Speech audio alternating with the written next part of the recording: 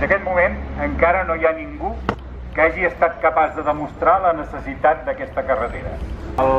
La secció de biodiversitat, de territori i sostenibilitat o el mateix informe que acabem de rebre del Síndic de Greuges de Catalunya indiquen que no hi ha cap motiu real que s'hagi pogut objectivar per fer aquesta carretera.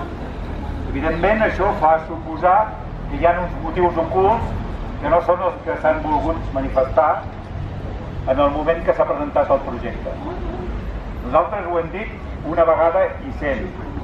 L'únic motiu evident pel qual es pot voler construir aquesta carretera és que sense ella no es podrà construir un hotel que, a través de la iniciativa que ha pres l'alcalde d'aquest poble, es pretén construir a la Masia dels Terrers, que és una edificació semiderruïda i que en aquests moments no té una qualificació urbanística que permeti aquesta construcció. No hi ha cap motiu que no sigui el que hem dit abans. Aquesta maniobra especuladora urbanística camuflada, que en tot cas no ha justificat ningú, però que d'una manera més o menys soterrada s'ha descobert que és el motiu real d'aquest projecte. No es compra ni es ven al Montseny! No es compra ni es ven! Si fessin cas de la posició que manté en aquests moments Territori i Sostenibilitat, estaríem davant d'un projecte absolutament aberrant que permetria la pavimentació de la meitat de la pista amb 4 trams separats entre ells, el que provocaria encara més problemes de circulació i per tant de seguretat, més problemes d'erosió i que probablement al cap de 2 anys s'estaria convertint en una excusa per acabar-la d'asfaltar de punta. La situació que tenim en aquests moments és que hi ha un desconcert total per part de les administracions en quant a qui, com i de quina manera s'ha de fer aquesta carretera.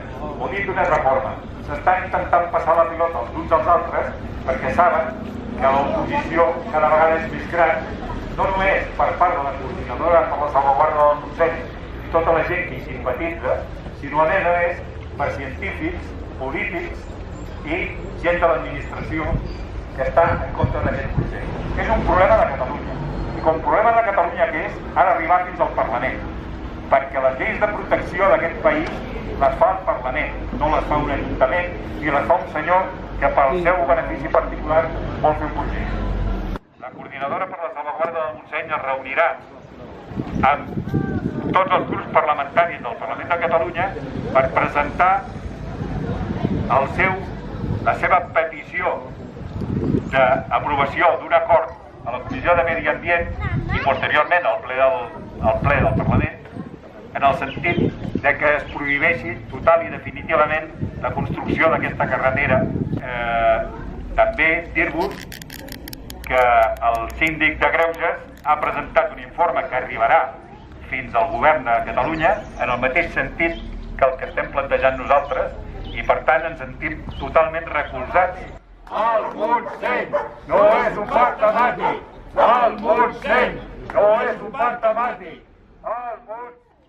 Dit això, només em quedaria per explicar que avui hem vingut aquí perquè la gent d'aquest poble i els que venen a visitar aquest poble sàpiguen que aquí hi ha un conflicte, que aquest és un conflicte no local sinó general, que al Parc del Montseny hi ha multitud de problemes ambientals i que els problemes ambientals s'han de discutir a la població, són problemes de tothom, perquè la protecció dels espais naturals la paguem entre totes i tots els ciutadans d'aquest poble.